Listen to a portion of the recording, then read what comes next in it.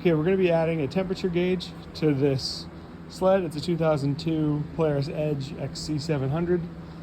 So let's get right into it. First step, we're going to take this cover off that goes over the back of the gauges, just so we can get to the harness that's behind them. There are screws, I think there's like 5 or 6 different spots along here that come out, and the whole panel should just slide down, just slide it along the speedo cable. And now we can get to the wiring harness right behind. Okay, so we're looking at the next step. So we're gonna adjust the wiring harness. On the speedometer block, we're gonna remove the yellow pin and the brown one. So these are in the block. These pop out, and the new harness will plug in right where those were. So these are gonna supply power to the new gauge. It just was kind of odd, Polaris didn't put in a connector for it. So we're gonna add one now. First part done. This is the harness that comes with the kit. The 2 original ones that were coming out of the speedometer, these back here, yellow and brown, those are in this new terminal. The ones from the harness fill that place, and then these jump together to give power to the new harness. Okay, so this picture shows what we basically just did, and if we look at the sled, that's what you're looking at right here. So the new harness, the old original wires, now we have a plug here with the male end, and we have a plug here with the female end. So those are basically just jumping, and so we now have the same power source down here, and the gauge will plug in right to this new harness. The kit gives you this nice template that you can cut out, and then you can just use this to mark exactly where your hole's going. So I'm gonna cut this out, we're gonna take it to the sled, and we'll do the next step. Okay, so the template's really nice. It can go on either side of the gauge. It'll fit right in. We'll kind of show you where exactly you put this. So right now, I'm gonna put it on the right-hand side because the temperature gauge was there. So if you pull it and just kind of push it down nice and tight, you can just mark the center.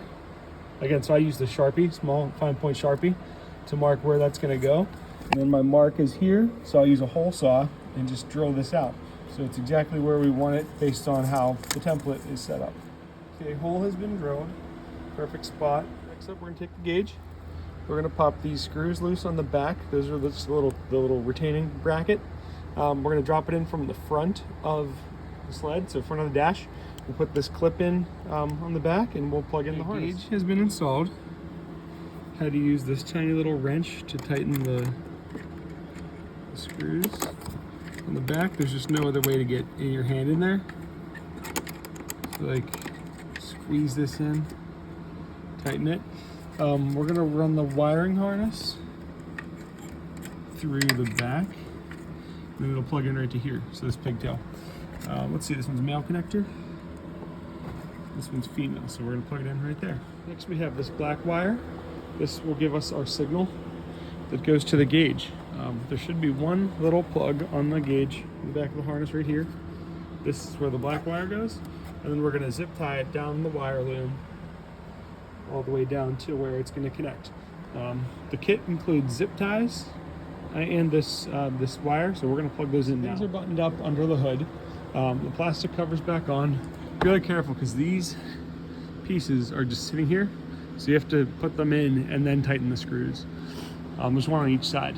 If we look closely at the harness, I zip tied my new wire right alongside the wire loom, and I'm going to just wire it to where we're gonna put in our sensor. You can test this out by grounding out this plug, just holding it to like the block, and the gauge will go from cold to hot, just to when it completes the circuit. So tested mine, everything works. I'll give you a picture of the finished product here in a second, and you can kind of see the whole thing thus far. We still have to mount the sensor, but that won't take long. All right, so gauge is here, it's lined up, fits perfectly in the opening, it's a good spot. And then the other spot is available for the fuel gauge. So again, that's going to be coming up next. Still need to mount the sensor, but everything seems to be good when it runs. You can actually see the lights turn on too, which is cool. You can see gauge lights up. All the other gauges too. Okay, next up, we are going to cut this tube so we can put in the piece that will hold the harness and the sensor. So it's going to be a piece that looks like, where is it? A piece that looks like this. It's got a threaded hole in it, and the sensor right here will thread right in with the little sealant around it. Okay, so here we go. This is, that fitting is attached. There's a big spring inside this, just to keep the tube from collapsing, I think. So I did remove that. Gonna go ahead and get the sensor sealed up and put in here, and I'll tighten these hose clamps. Okay, so sensor is threaded in. This wire on the side of the sender goes down to a bolt on the recoil housing. This seemed like the easiest place to get to, where the wire was not like obstructed. However, I did have to remove the oil line in order to get this bolt out. So we'll thread this bolt the rest of the way in. This is part of the oil injection pump. It's kind of a bad design. This was right in the way to take the bolt out. So we'll get this tightened down, put this hose back on, and see where we are. Okay, that's all said and done, nice and tight. We're gonna take the wire that we ran from the gauge, plug it into the wire right here, and route these so they're tucked away nice and neat. It's all back together.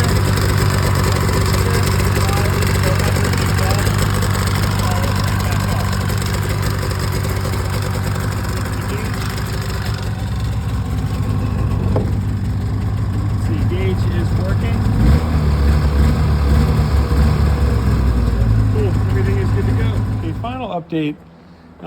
It was bothering me that this wire was just kind of loosely hanging everywhere, especially because it's right by the exhaust. So what I ended up using was some flexible conduit. A piece of it looks like this. So I put that around the wires, zip tied everything back to the hoses, made sure to leave a ton of clearance under the exhaust pipe, and then zip tied it back up on this side. So I think this will help protect it a little bit more. Looks for a nice finished look too. So when you buy this kit, it comes with a nice little set of instructions. It has all of the part numbers for each thing if you had to replace something. Very detailed step-by-step directions, how to mount everything together. Then it comes with the template you can see right here next to it. So this shows exactly where you can mount this. Super easy to follow. Highly recommend this kit if you could find one.